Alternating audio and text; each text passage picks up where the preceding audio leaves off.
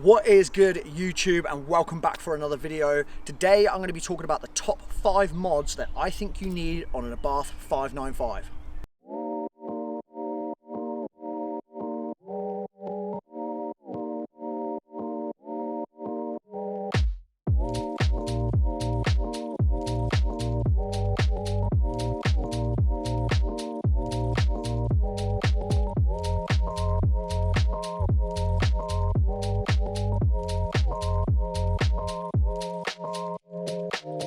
So the reason I decided to do this video is because when I wanted to modify my car for the first time, I couldn't find a video anywhere that actually described the 5 most basic mods you could do to an Abarth to kind of change the characteristics of it.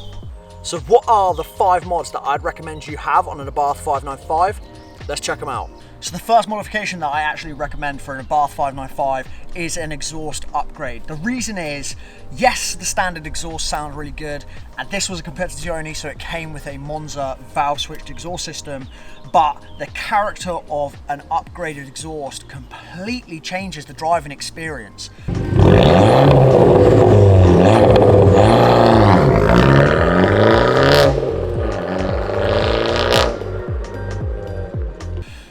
The standard exhaust system on like a 145 brake or even the Turismo doesn't have a valve switch. It is just kind of how it is.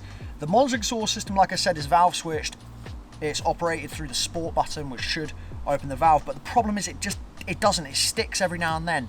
It's also a vacuum valve, which means as soon as you push pressure through the revs, that's when it opens up. But if I'm going to have a valve switched exhaust, I either want it electronically opened all the time or electronically closed all the time when I'm out of sport, but it didn't seem to do that.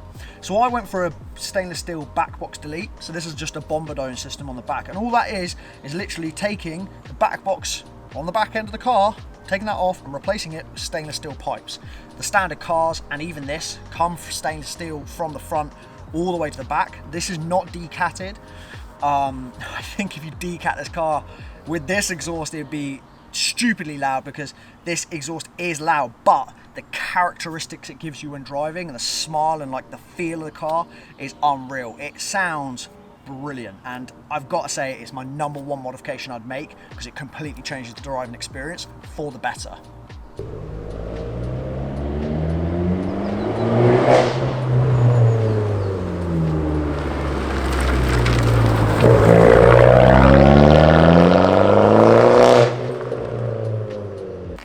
Modification #2 that I recommend, lowering springs. These are Ibec 30mm lowering springs, and I ordered them off TMC Sports. Is it TMC Sports, TMC Motorsports? I'll put the link in the description below.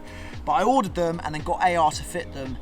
It's such a difference to the stance of the car, and the ride quality doesn't change in my opinion.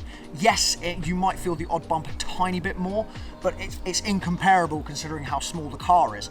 I personally think these cars should have left the factory looking like this. So that is why I think this is modification #2. That is a must-have for the Abarth owners. Modification #3 that I would recommend is an ECU Remap. You don't actually have to do anything to the engine. You just give AR a call and they'll either come to you and remap the car, or you can go to them. The great thing about it is it helps the torque on the lower revs, and it also gives that incredible boost of power through 3000 RPM and up. It changes, again, along with the exhaust, changes the driving experience, and it's just smiles for miles. I highly recommend it.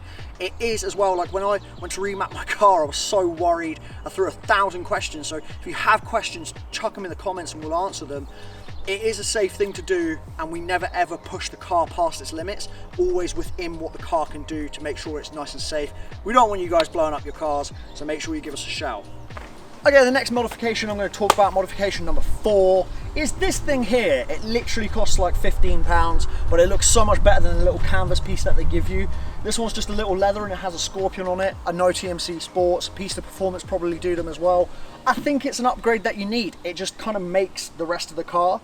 It's such a small one and people might completely disagree with me, but if so, drop what you think option #4 should be in the comments. But yeah, that's what I'm going for. Nice and simple, subtle. It is just a boot strap. So the 5th modification out of the top 5 I would have is not the alloys, it's actually behind the alloys. It is the brakes. The standard car comes with 1-piston calipers. This has got 4-piston Brembo calipers on it and discs. And I know everyone's probably saying, you're probably screaming at the TV or your phone or whatever right now, the Competizione comes standard with Brembos. I'm kind of cheating in that sense that I haven't modified it. But on every other Abarth, if you do not have this kind of level of braking, I could not recommend it more.